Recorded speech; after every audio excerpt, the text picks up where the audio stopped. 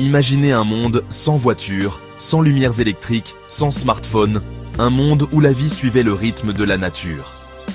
Avant la révolution industrielle, la plupart des gens vivaient dans des villages ruraux, travaillant la terre avec des outils simples et la force animale.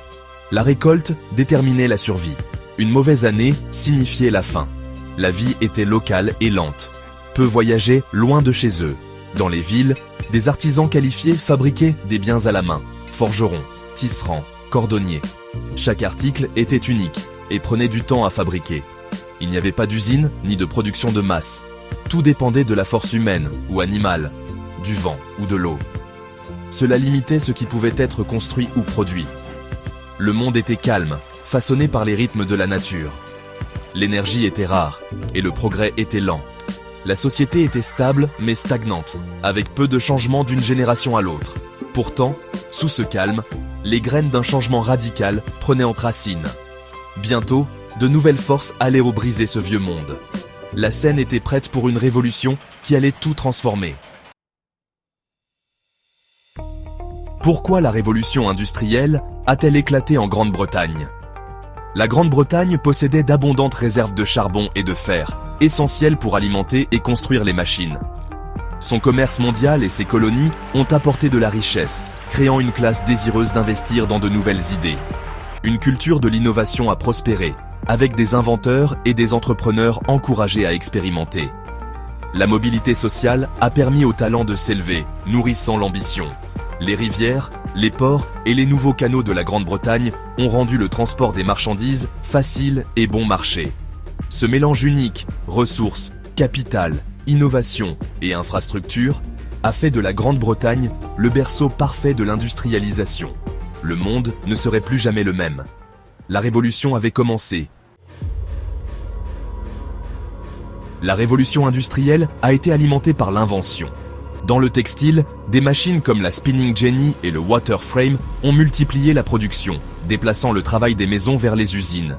Le métier à tisser mécanique a automatisé le tissage, inondant les marchés de tissus bon marché.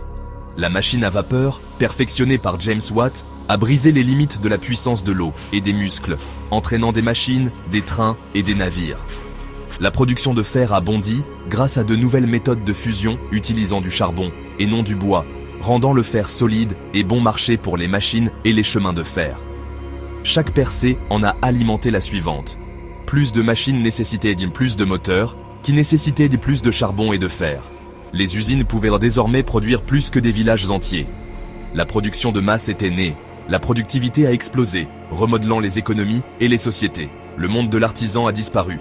L'ère de l'industrie était arrivée. L'innovation est devenue imparable. L'avenir se construisait à une vitesse fulgurante.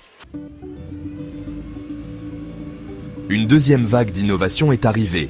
L'acier, l'électricité et les produits chimiques. Le procédé Bessemer a rendu l'acier bon marché et abondant, construisant le squelette du monde moderne. L'électricité alimentait les usines, éclairait les villes et prolongeait la journée de travail. Les moteurs électriques ont remplacé la vapeur, rendant les usines plus flexibles et efficaces. L'industrie chimique a explosé. Les colorants artificiels, les engrais, les plastiques et les explosifs ont transformé la vie quotidienne et l'industrie.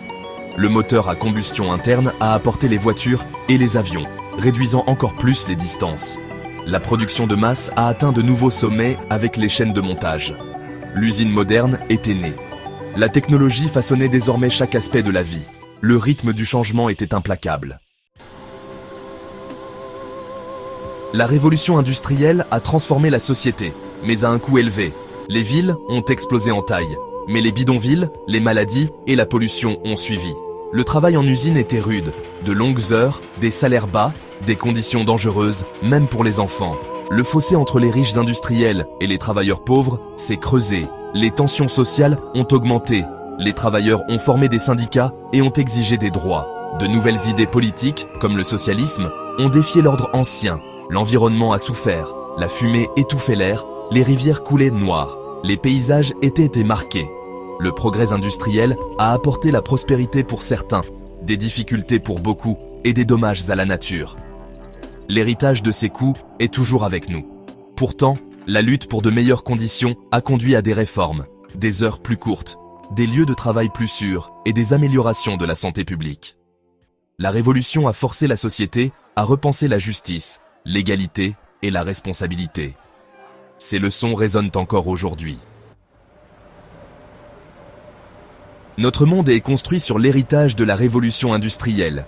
Elle a apporté la prospérité, l'innovation et la connexion mondiale, mais aussi les inégalités et les dommages environnementaux.